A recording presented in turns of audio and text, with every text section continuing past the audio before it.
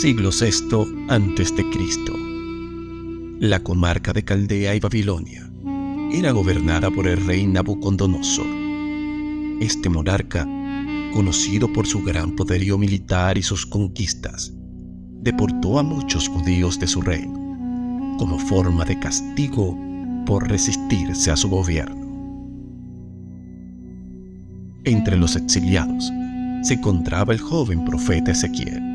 Luego de varios días de viaje, junto a un grupo de deportados, se asentó en la ribera del río Kubar.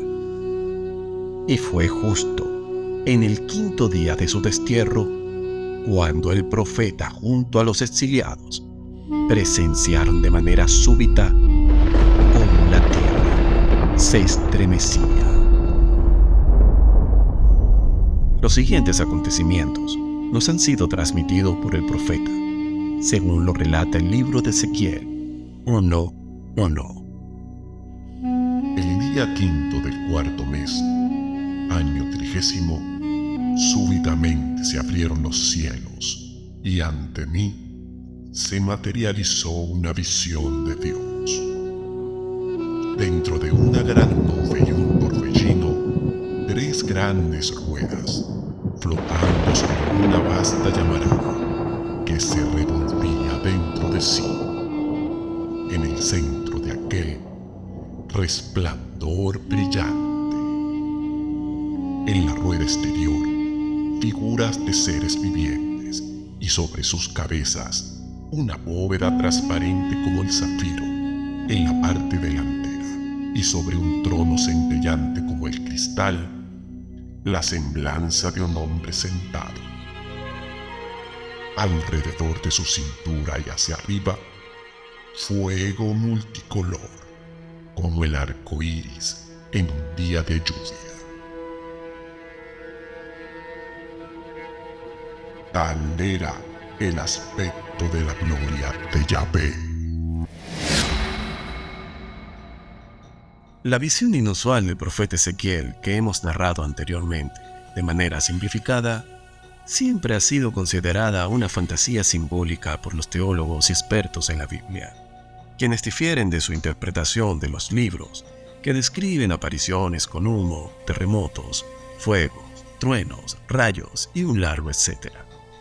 Sin embargo, hay un punto en el que todos están de acuerdo: rechazar de manera categórica cualquier interpretación que vaya por la vía técnica.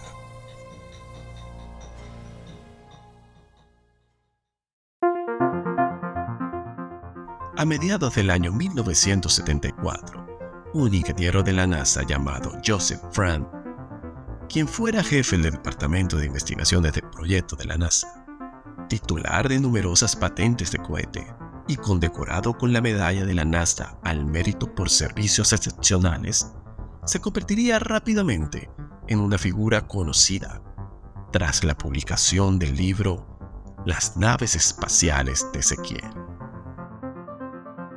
Joseph Frank en su libro sostiene la teoría especulativa que nace de sus conversaciones con el ufólogo y escritor Erich von Däniken, y basándose en su experiencia como ingeniero experto en cohetería, llegó a la conclusión que aquel profeta bíblico, lo que había visto en realidad, pudo haber sido un vehículo espacial iniciando un despegue hacia alguna nave madre en la órbita alrededor de nuestro planeta,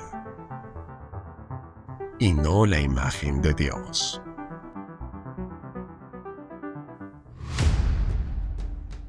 Por su parte, el escritor Erich von Däniken hace el siguiente análisis.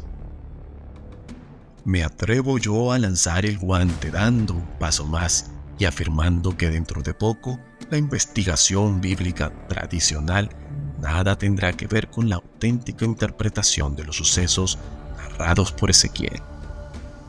El Antiguo Testamento, al igual que muchos otros libros sagrados, da cuenta también de numerosos acontecimientos que en realidad pertenecen al campo de la investigación técnica. Siempre y donde quiera que Dios o los dioses se manifiestan de modo real en un medio ambiente real, vemos que lo hacen con gran despliegue de fuego, humo, temblores, luz y estruendo.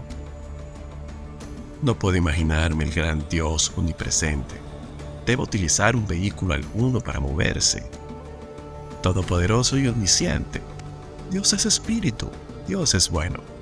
¿Por qué entonces habría que complacerse aterrorizando a los seres que ama? ¿Por qué asustarlo con esas demostraciones de poder que nos describen en el Antiguo Testamento? Y sobre todo, si Dios es omnisciente, bien sabía que estas apariciones narradas en los textos serían interpretadas por las inocentes criaturas del siglo XX y siglo XXI. Dios es omnipotente, es infinito, no conoce ni el ayer, ni el hoy, ni el mañana. Me parece blasfemo suponer que ese Dios verdadero hubiera de esperar el éxito final de una operación iniciada por él mismo, o exponer esta a malas interpretaciones. Este Dios tenía que saber cómo iban a ser explicados estos textos en épocas lejanas, por ejemplo, la nuestra. Y si tenemos a Dios por intangible o inaccesible, ¿no nos es ilícito entonces utilizarlo como pantalla o testigo principal en todas nuestras interpretaciones convencionales? Distintos científicos, sin conocerse entre sí, reconstruyeron cada uno a su manera la nave del profeta Ezequiel. Y sorpresa, todas las maquetas, esbozos y dibujos coincidían en un 90% con sus características. Por eso, me atrevo a afirmar que lo que vio el profeta Ezequiel fue una nave espacial.